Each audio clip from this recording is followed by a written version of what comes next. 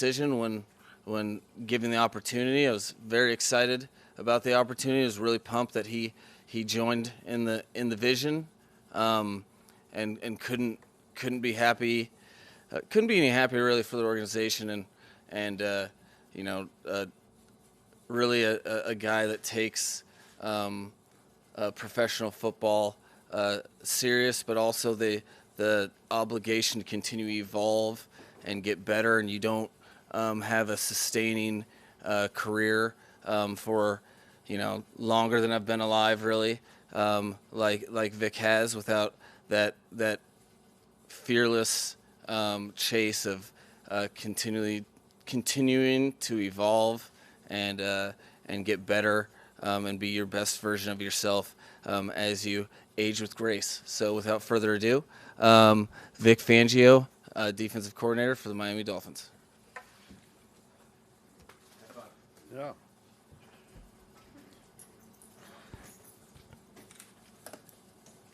Well, thank you to Mike for that intro, and thank you for being here today. It's a holiday. I'm sure some of you weren't happy to have to be here. But rather than pontificate up here, I'll just open it up to questions. Vic, you were first welcome to Miami. You were a DC who was in high demand. A lot of teams that were looking into potentially bringing you in. What made Miami the right fit and the right opportunity for you after a year off? Well, I think the Dolphins have a good thing going here. I like the Mike and his staff that he already has in place here.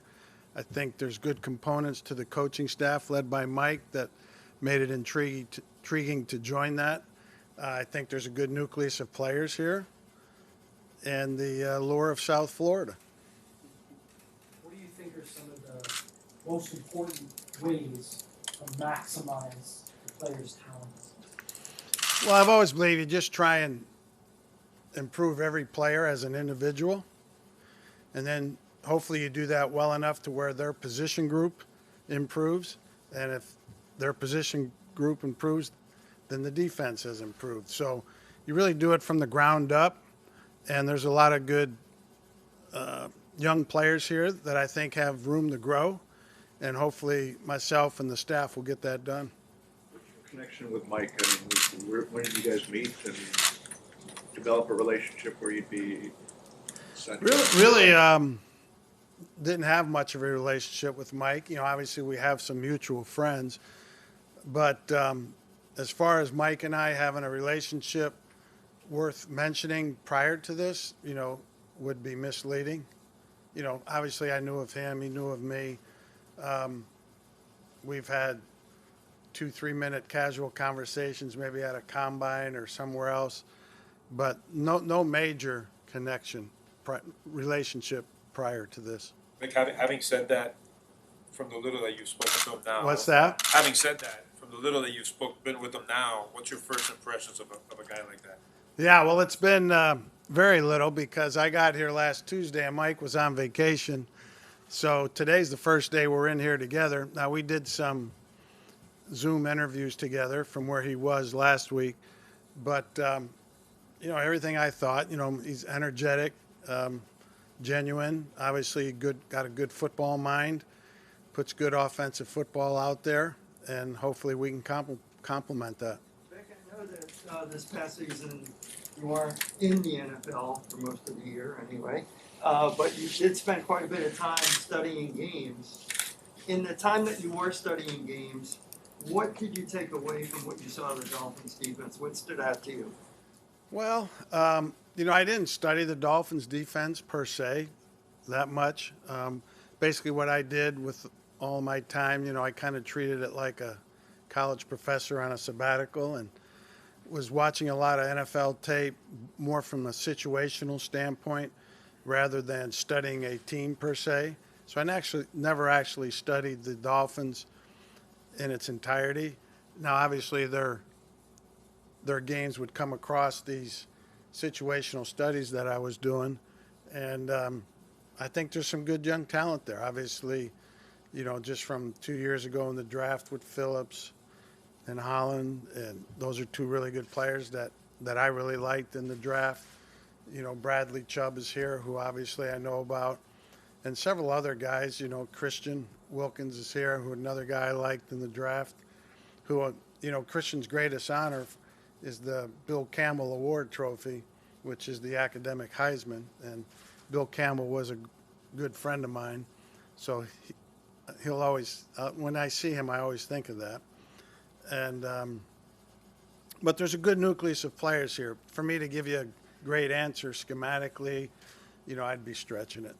You've got a ton of defensive coordinator experience. You now go into this tenure with previous head coaching experience. How will that transform who you are in this stint as a DC? My experience as the head coach won't change it too much because I still ran the defense when I was in Denver. So I just continued on that path. Obviously, I had more on my plate that I was responsible for. But I've done this job enough now that I don't see it being a major factor. Vic, how important was it to get Ronaldo to come from LA, and how did you convince him to leave a DC job to work under you? What was the first part of the question? I guess just how important. Yeah, was it's it for important. First and foremost, Ronaldo's a good coach. Really a talented coach that's got a bright future in the NFL.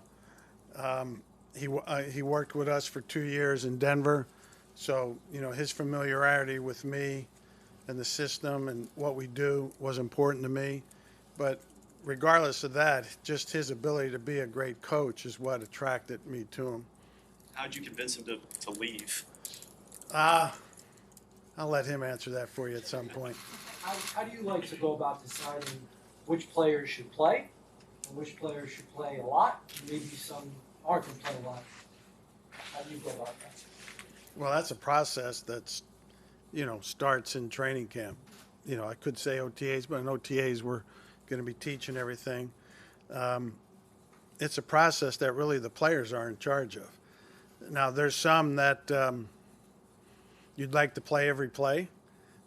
Sometimes that's not possible from a exertion standpoint. But a lot of the great players that I've been around, they never leave the field very often. I know the heat here is a different element, an animal to deal with. But, there'll be plenty of packages available for guys to get playing time. But who plays and how much is really up to the players. Victor, your time off, did you come up with anything new that you would like to try out there on the field? Yeah, there's a few things that I came up with that I'm anxious to try. We'll try them in OTAs at some point and in training camp, and as a good fit for the other things we do. But what's going to be most important is tailoring what we do to our players and to the opponent that we're playing for that week. So, there may be things that we did at previous stops that we won't do much here because it doesn't fit our players, and vice versa. We might do something a lot that we didn't do other places because it's a better fit for our players. So, and sometimes it's a better, you might think it would be great to do something because it fits a certain player really good, but you really have to think about how it fits all 11 and what's the best way to stop somebody from scoring too many points. Vic, your time with him in Denver, your thoughts on Bradley Chubb, and what's the key to unlocking the best of him here in Miami? Well, the 3 years, Bradley and I talked about this the other day when he was in here. The 3 years I was with him in Denver, he was the victim of some injuries. I believe he got hurt in the 4th game the first year I was there and was out for the season. Came back the second year, and it took him about 4 or 5 games to get into a groove coming off the injury, and then he had a good season that year. And then he really basically missed, it doesn't say it statistically, but he missed most of my last year there because he had an ankle injury that kept him out, and when he came back, he wasn't himself, still recovering from he had 2 ankle injuries. So I'm anxious to get him rolling, keep him healthy, and see the Bradley Chubb that we all know he's capable of being. Hey, Vic, Marcel Louis-Jacques with ESPN. Welcome to Miami. Based on what you know about Bradley and what you liked about Jalen Phillips entering the draft a couple of years ago, what potential do those two have as a pass rushing duo here? They have great potential. But, potential, we got to see it. talking about it is easy. Projecting it is easy, but we got to see it. And I'm confident knowing those two guys' work ethic that they'll do everything they can to put a good product out there on the field from the both of them. But they both have the tools, both have the makeup to be really good players on the edges for us. How do you describe your defensive philosophy? I know we've heard a lot in the last couple of weeks about things you do, but how do you have any way to describe Not a buzzword, if that's what you're looking for. We're in charge of not letting the other team score. And we will do anything and everything to do that. I've been places in the past where we pressured a lot. I've been places where we didn't pressure very much. You got to fit the scheme to the players that you have while also factoring in the opponents that you're playing. So hopefully we'll be a team that will keep the points down, make it hard for teams to score a lot of points, and put our offense in position to score points for us. So, I'm not a buzzword guy as far as that goes, other than we want to play good defense. And what's good defense? Keep them out of the end zone. So, going off of that, what is your general philosophy when it comes to blitzing specifically? As needed and when I want to, versus having to. If you have to, that's not a great feeling. You want to do it when you want to on your terms. Now, having said that, I can't tell you what that means from a percentage standpoint. Mike mentioned you've been doing this longer than he's been alive. You see these young guys, young head coaches, the offensive philosophy is changing. How do you mix with that? And do you think he'll benefit from having a guy who's been around like you that has seen it all? Yeah, the game's evolving. Since I got in the league, the evolution of the game has just continued. And, I think we saw it firsthand in the Super Bowl. I guess it was 8 days ago.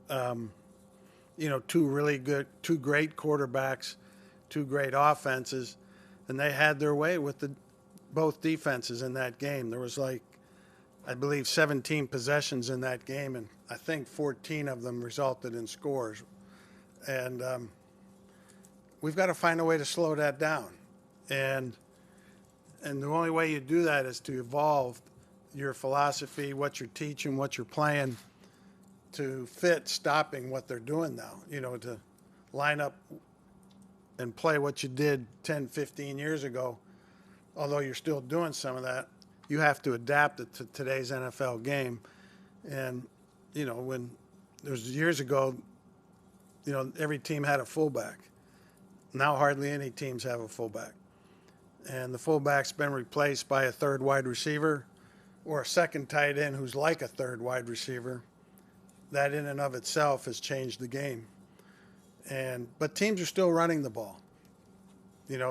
Everybody likes to say it's a pass-happy league, but percentage-wise, from 40 years ago to now, the runs have decreased only about 4%. And Chris Greer told me, because he's on the competition committee, they had a graphic last week in a meeting. This is the most runs in the NFL this past year in the last 25 years. So you still have to be able to stop the run and play physical. Vic, you mentioned the sabbatical that you took. Can you give us a little bit more details of maybe what that looked like week to week for you, watching those situational drills? Well, I set up shop. I lived in Destin, Florida, up on the Panhandle. And I had a computer that I was able to VPN into. And it was just like if I was in an office, an NFL office. I had exposure to everything that any NFL coach had at that time. And wherever I went, I would tune in and do my, not every day, but most every day, spend a few hours watching tape and doing these different types of studies like third down, red zone, formational studies, against offensive personnel. And so I did that a lot up there. I traveled out of there, I'd go back east and fly into Philadelphia and either drive 2 hours north and see my mother or 2 hours south and see my kids. I've spent some time in San Francisco, but no matter where I was doing that. Just doing it on a kitchen table. Sometimes I went into a library and did it. But I just did that all year. Played some golf too. So it was an interesting year. One that I would recommend for anybody to do at some point. But in this business, you can't do it too often. What was the desire to get back in? Some may have just enjoyed life. You wanted to get back into coaching. Why? Yeah, because that's who I am. That's what I do. That's what I like to do. I still have a lot of coaching left in me. And I don't, it's not like I'm thinking about retirement or anything. Somebody asks, how much longer are you going to do this? I don't know. It might be 10 years if they'll have me here for 10 years. It's just who I am, what I do, what I enjoy doing. I like the competition. I like teaching players. I like to see players improve as individuals. And putting something together is challenging and fulfilling. Vic, you mentioned teaching players. One guy you mentioned earlier was Javon Holland. I know you've had a lot of success with safeties. What do you think you can maybe teach him to elevate his game? Well, I haven't studied him enough since he's got in the NFL as far as what can I teach him, but I do know I really liked him the year he came out in the draft. I like his physical ability, his combination of size, speed, quickness. He's got good instincts. I think he's smart from a football standpoint. And you're right, we've had some good luck with safeties over the years in the last few stops. And I'm hopeful and confident that he can be one of the top safeties in the league.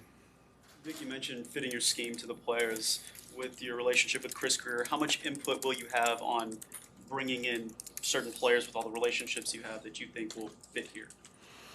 Well, we haven't sat down and said how much I will, but you can rest assured if there's somebody I feel strong about, I'll be in and out of his offense, pestering him pretty strongly. Vic, how close is this defense to being Super Bowl caliber? Oh, I don't know. Can we get one practice on the field? Jesus Christ. What have you done this week? You've been here a week, you said about a week. Yeah. What your order of business this week? Well, a lot of it's been spent on filling up the staff, and everything that's involved with that, which is a multitude of phone calls, Zoom interviews, talking to a lot of people. Did one day of a little house hunting, and up to this moment, I'm looking at one that's way too more than I wanted to spend. Jeez. But it's been, I'll tell you what it is too. That last week, it's one of those where you're super, super busy. But if you came in my office and, hey, show me what you got done today, I really couldn't show you much.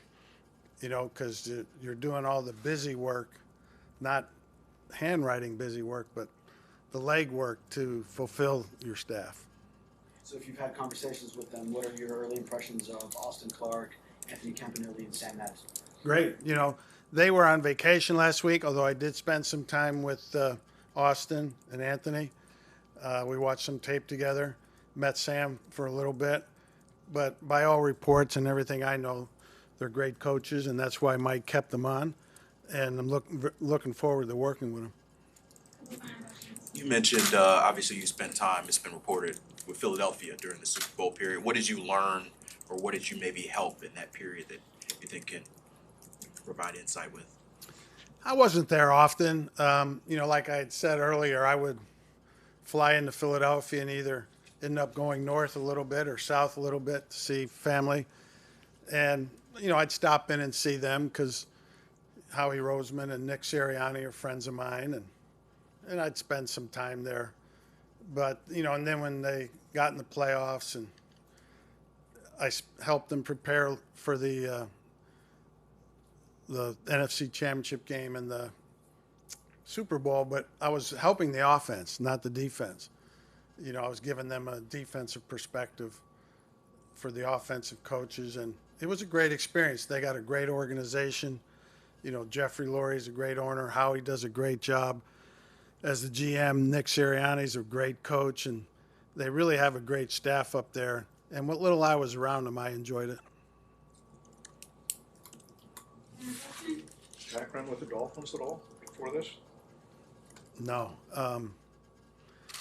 Other than some of you are old enough to remember when the Dolphins was in the AFC East when it was a 5-team division, and I was with the Colts a couple years. Dan Marino and I talked about one of those games just last week. Obviously when you think about the Dolphins, you think about Don Shula, Dan Marino, the heyday in the 70s, the 17-0 season. I think the Dolphins are one of those franchises that the NFL is a better league when the Dolphins are relevant and in the hunt, and hopefully we can get it back to that. Cool. Thank you guys. All right. Thank you. Welcome.